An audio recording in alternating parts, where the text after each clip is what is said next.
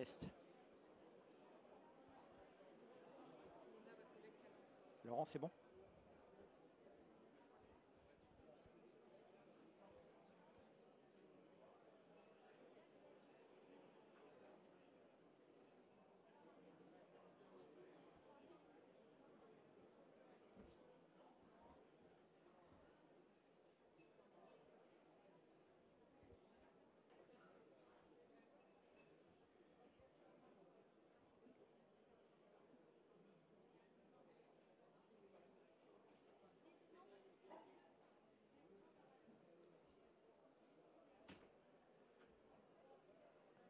Bonjour à toutes et à tous.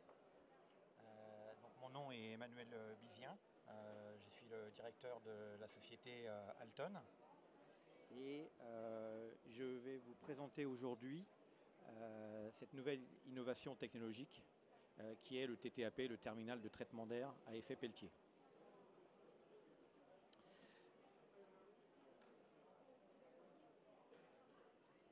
Les bâtiments représente aujourd'hui un gisement important pour la réduction des émissions à effet des émissions CO2 qui représentent environ 40%.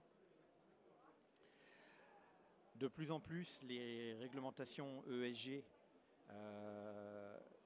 font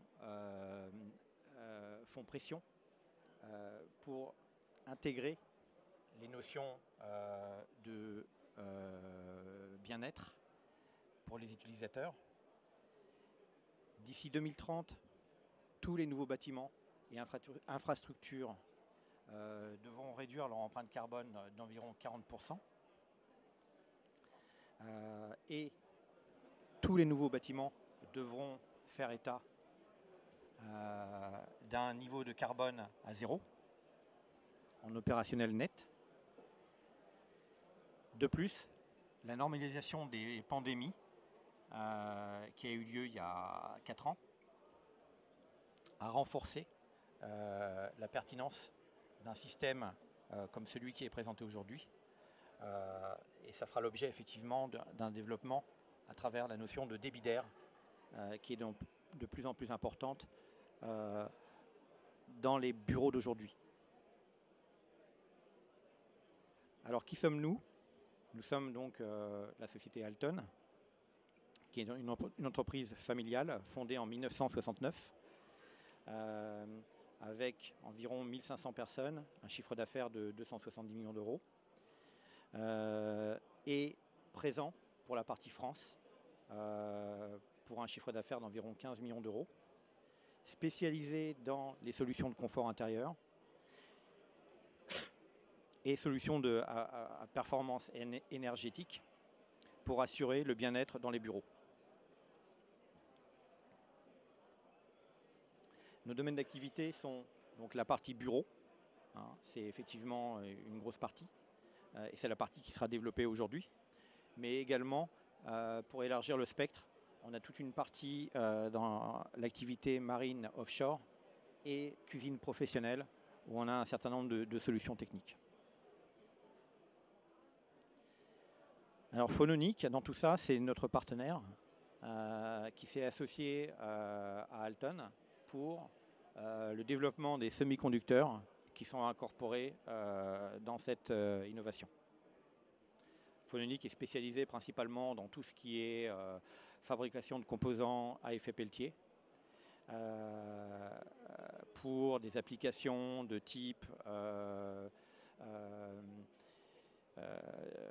transport de médicaments dans des conteneurs, applications de type transport de data dans des fibres optiques, où ils sont spécialisés vraiment dans des microchips pour climatiser, refroidir ces applications.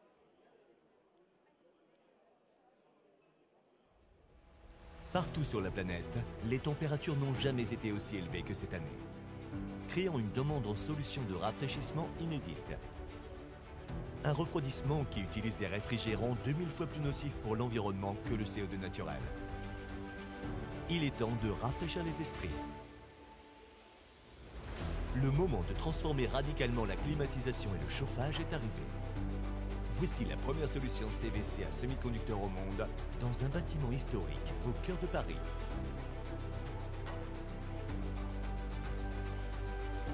8500 mètres carrés, 150 kW pour le chauffage et le rafraîchissement, 280 unités installées. Alton et Phononic ont réimaginé la climatisation avec TTAP, la première plateforme de son genre. Pas de HFC. Tout électrique. Basé sur la technologie à l'état solide.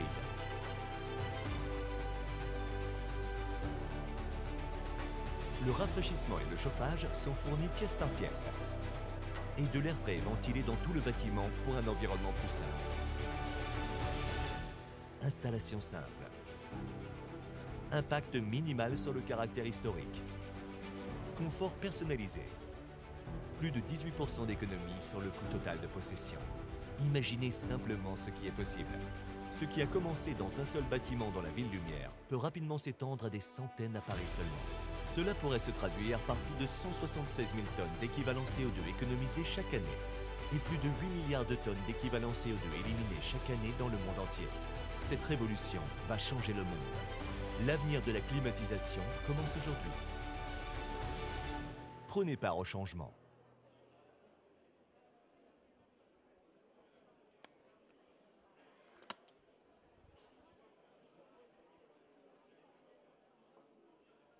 Voilà, donc ça vous donne un petit aperçu en quelques minutes de la première opération mondiale qui a été livrée au 64-66 rue Pierre Charon à Paris, qui est la première opération en technologie semi-conducteur pour climatiser un bâtiment. Alors il est vrai que le rafraîchissement est aujourd'hui devenu un peu un cercle vicieux dans la mesure où le réchauffement climatique contribue à l'augmentation des besoins en clim, qui lui-même contribue à l'augmentation de l'utilisation des fluides frigorigènes pour climatiser et qui lui-même contribue à l'augmentation du réchauffement climatique. Donc on est dans une boucle infernale et on voit effectivement que les demandes en 2050 sur les appareils de rafraîchissement sont évaluées jusqu'à 14 milliards. On voit également que le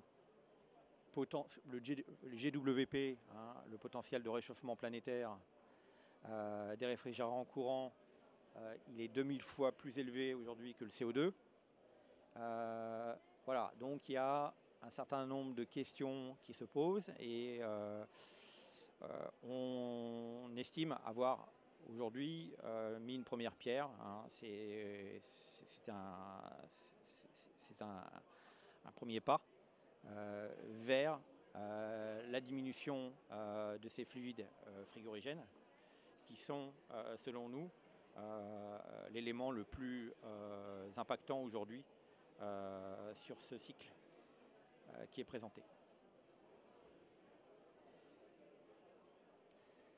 Alors les bureaux, puisque c'est la cible effectivement qu'on a pris comme premier secteur pour développer cette plateforme, représente environ 40% de consommation d'énergie et environ 40% d'émissions de gaz à effet de serre sur la consommation, sur l'émission globale. Donc il était nécessaire d'envisager quelque chose justement sur le CVC, puisqu'aujourd'hui il n'y avait pas d'innovation radicale qui permettait donc de stopper le cycle du réchauffement. Compte tenu des projections qui sont faites sur les émissions de gaz à effet de serre qui sont principalement liées en fait aux fuites qui sont émises par les groupes utilisant les dirais, des fluides frigorigènes, qui sont estimés à 720 mégatonnes de CO2 équivalent par an. Et avec les projections prudentes qui sont faites jusqu'à 2050, une consommation qui représenterait jusqu'à 6200 TWh dans le monde, soit 3 fois plus que la consommation actuelle. Donc la réponse et l'innovation qui a été faite, qui est issue d'un partenariat avec un éminent ingénieur du génie climatique qui s'appelle Dominique Bans, qui nous a proposé effectivement l'utilisation de l'effet Peltier dans des systèmes de terminal de ventilation. Donc paraît simple à premier abord, puisque c'est une technologie qui est utilisée depuis une vingtaine d'années, qui existe depuis 200 ans, pardon, mais qui aujourd'hui a énormément, depuis une vingtaine d'années, a énormément évolué en termes de performance, avec l'amélioration de la technologie des semi-conducteurs, et qui permet aujourd'hui, de façon pérenne et durable, d'utiliser cette technologie dans des unités de climatisation. Donc le principe de l'effet Peltier, pour vous le rappeler, c'est de faire passer un courant électrique continu en basse tension dans une carte à semi-conducteur, et on génère d'un côté du froid et de l'autre côté du chaud. Donc le froid qui est généré, il permet d'être réutilisé et capté par les échangeurs sur la face froide de la carte électronique, et du coup de climatiser les espaces qui sont associés au terminal. Et le chaud, il est évacué par l'air du local en quantité égale à l'air qui est soufflé dans la machine, et il permet en même temps d'évacuer les calories qui sont issues du process de l'effet Peltier.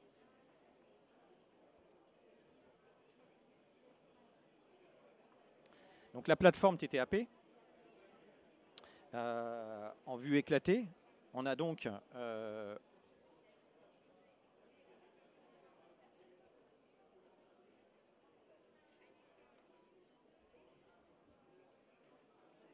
la carte à semi-conducteur qui est intégrée en série sur des échangeurs de transfert,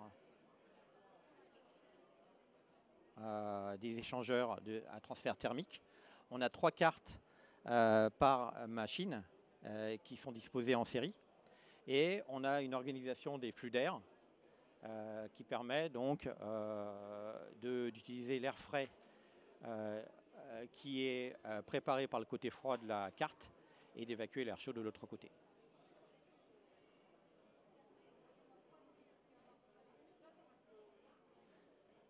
Donc 64-66 rue Pierre Charon, c'est la première opération dans le monde qui a été faite avec propriétaires Balzac Rime et investisseurs pour la climatisation de ce premier projet, un bâtiment haussmannien d'environ 8000 m², comme vous l'avez vu précédemment dans la vidéo.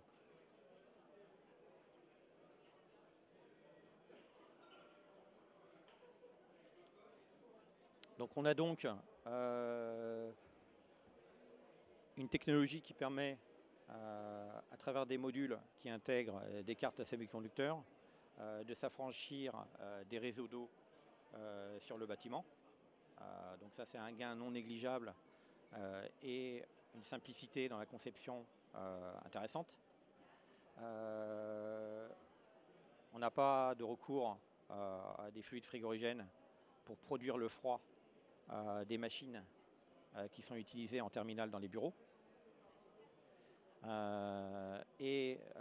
L'absence de ces fluides frigorigènes diminue l'impact CO2 directement dans le calcul de l'ACV qui est fait pour le bâtiment. Alors après, on a d'autres avantages qui sont liés à l'économie d'entretien, dans la mesure où on n'a pas de condensat, c'est un système qui est sec, donc il n'y a pas de filtre, donc il n'y a pas d'encrassement, il y a aussi des performances qui sont stables dans le temps, qui sont inhérents à tous les systèmes qui sont secs, à l'instar des ventiloconvecteurs qui sont des systèmes humides, où on est obligé d'utiliser des filtres pour protéger l'encrassement des batteries, du colmatage des poussières.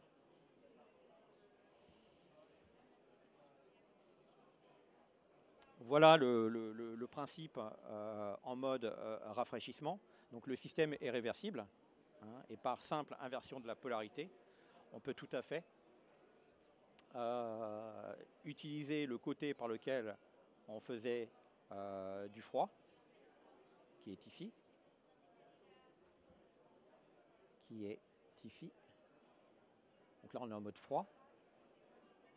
On a l'air du local qui est aspiré sur le côté froid et qui est rafraîchi par les modules Peltier.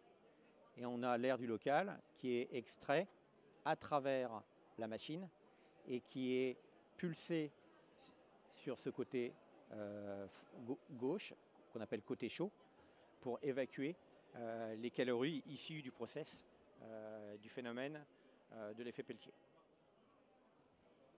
Et donc, par réversibilité et par inversion de polarité, le côté qui était froid devient chaud et le côté qui était chaud devient froid.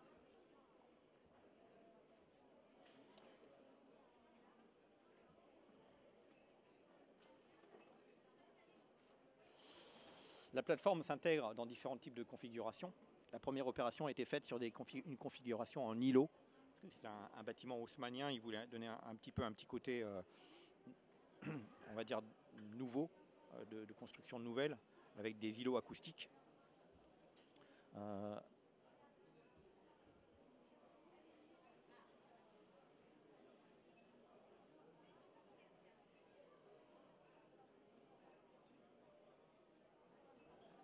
Voilà, on avait les îlots qui étaient ici.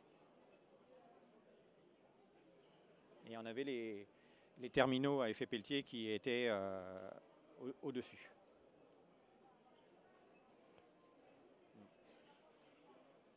Après, en termes d'intégration, l'idée c'est de faire évoluer la plateforme pour avoir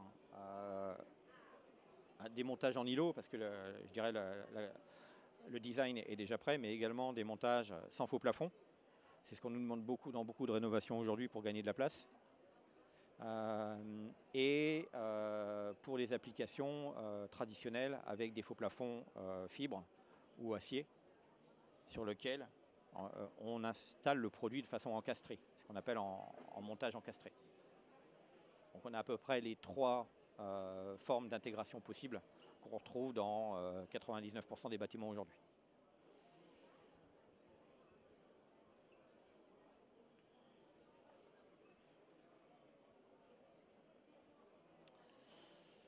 Donc on a, par rapport à cette innovation technologique, une façon de revoir et de repenser la clim telle qu'elle était faite aujourd'hui, dans la mesure où on prend en compte le fait que la puissance froide, elle est plus forcément produite que par des groupes froids.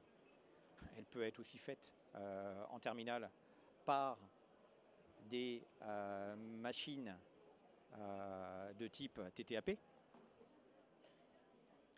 On a une fabrication et un design hybride qui intègre l'effet Peltier comme principe fondamental dans le fonctionnement du produit. On a un chauffage et un rafraîchissement qui est optimisé précisément par rapport à la demande, qui est aussi évolutif, parce qu'aujourd'hui on en est à la première opération Et en fait, c'est un peu la première voiture électrique de la clim qui a été faite. Et on imagine très bien que lors des évolutions des puces à semi-conducteurs, on aura des évolutions importantes d'ici les prochaines années, quand les volumes seront beaucoup plus importants que ce qui est fait aujourd'hui.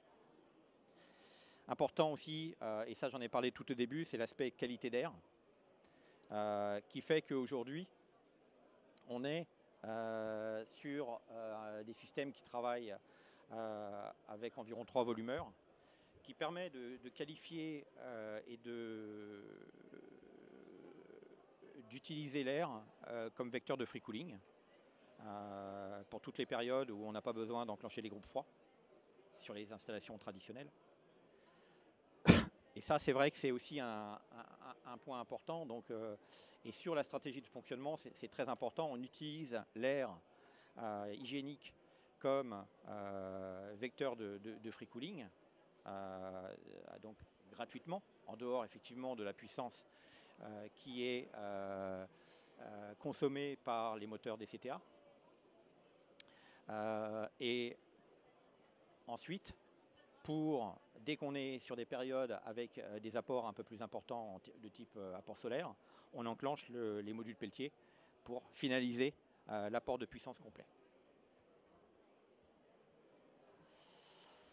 Donc pas de fluide frigorigène,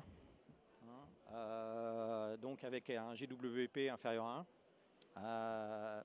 Donc un système qui est futuriste également, puisqu'il permet d'imaginer et d'utiliser les productions d'énergie renouvelable de type par exemple photovoltaïque et de coupler la plateforme TTAP à ce type de production d'électricité, avec un avantage très important qui est l'utilisation de la production photovoltaïque au moment où on a le maximum d'apport solaire, qui correspond au moment où on est capable de produire le plus d'électricité et de produire gratuitement de l'électricité pour alimenter les machines. Donc des systèmes tout électriques, avec des bâtiments à faible émission CO2. Donc ça, on l'a prouvé de façon factuelle par rapport à des études ACV sur des bâtiments lambda. Et puis un système avec une maintenance minimum dans la mesure où on n'a pas de condensat, on n'a pas de filtre, il n'y a plus de réseau d'eau. Donc c'est vrai que toute la partie maintenance qui a été faite sur des systèmes d'aujourd'hui avec de l'eau, elle peut être remplacée par autre chose.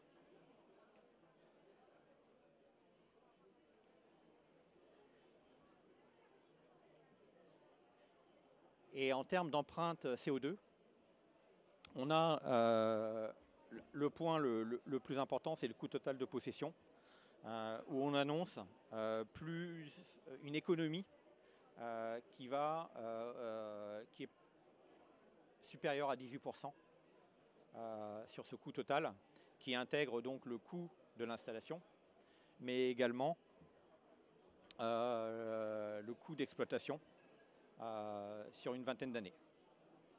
Donc ça plaît beaucoup aux investisseurs aujourd'hui, sur lesquels on a des engagements de diminution de CO2 importantes. Ça permet aussi de se projeter et de financièrement intégrer les produits dans un modèle complet. Après, on a les gains qui sont faits sur la partie émissions CO2 pure. On a complètement à gauche la partie inbuilt, qui correspond aux productions CO2 des composants purs, du lot CVC, donc la centrale, les gaines, le groupe froid, puisqu'il y a quand même un groupe pour préparer de l'air. Et dans ces installations-là, le groupe est diminué d'environ 30% par rapport à une installation traditionnelle. Et ces 30% sont valorisés dans le calcul de CO2, puisqu'effectivement, il génère moins de fuite. Après, il y a la partie exploitation du système sur 20 ans, qui est aussi qui représente 15% de moins. Voilà les grandes lignes au niveau de l'empreinte CO2, puisque c'est le sujet d'aujourd'hui et qui nous préoccupe tous. Voilà pour plus d'informations. Alors j'en profite aussi. J'ai encore 2-3 minutes. Pour citer les différents partenaires de ce projet Pierre Charon, qui était donc l'investisseur Balzac Rime, l'entreprise générale Faya, l'architecte DTACC, le bureau d'études BTEC, qui est ici présent, Robert. Merci Robert pour ton aide pour le projet. Et Costa, la société qui a installé les terminaux, et CJP Partners, qui a été partie prenante des discussions avec Balzac pour le montage du projet. Voilà. Alors on a 5 minutes pour échanger sur des points. Je pense que ça ne suffira pas. Donc je vous invite effectivement à nous rejoindre sur le stand B54 dans l'espace énergie tech. On est présent, on a notre stand. Mais en attendant, je peux répondre à vos questions sur le temps qui m'est alloué par Margot. Oui, une question. Vous m'entendez? Oui, oui. Une question. Ah oui, une question.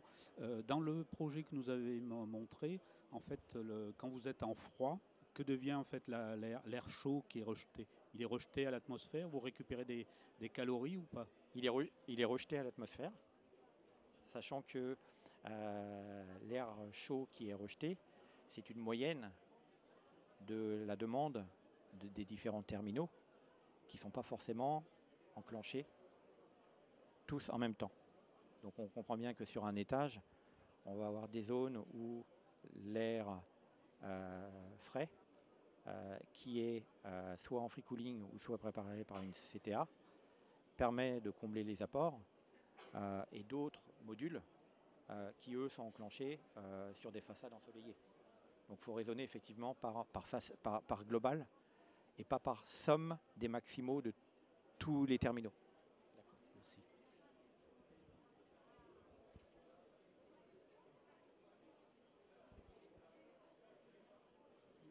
Merci mademoiselle.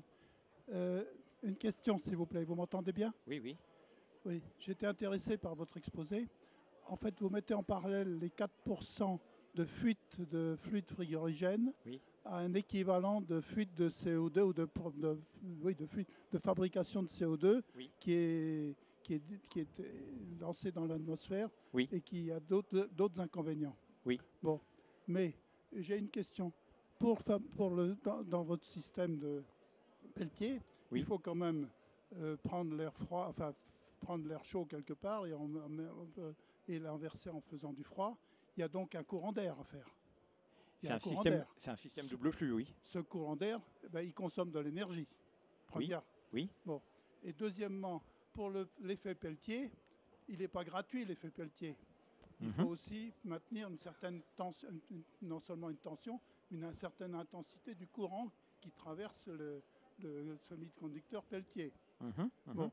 Donc, vous dites qu'il y a un gros avantage d'économiser les 4% de fuite de fluide frigorigène, mais il y a un inconvénient, c'est d'utiliser, fabriquer du CO2 par la fabrication de l'énergie qui va traverser les composants frigorigènes. Alors, le bilan global, c'est quoi exactement? Le bilan global, en fait, il tient compte des points que vous mentionnez. C'est-à-dire que quand on annonce 15% en moins sur le bilan CO2, on a déjà intégré la puissance qui est liée à la ventilation et à l'apport d'air neuf Oui, attendez, monsieur, je vous arrête tout de suite. Les 15%, c'était du global, du super global. Oui. En fait, ce n'est pas uniquement dans le transfert dont on vient de parler.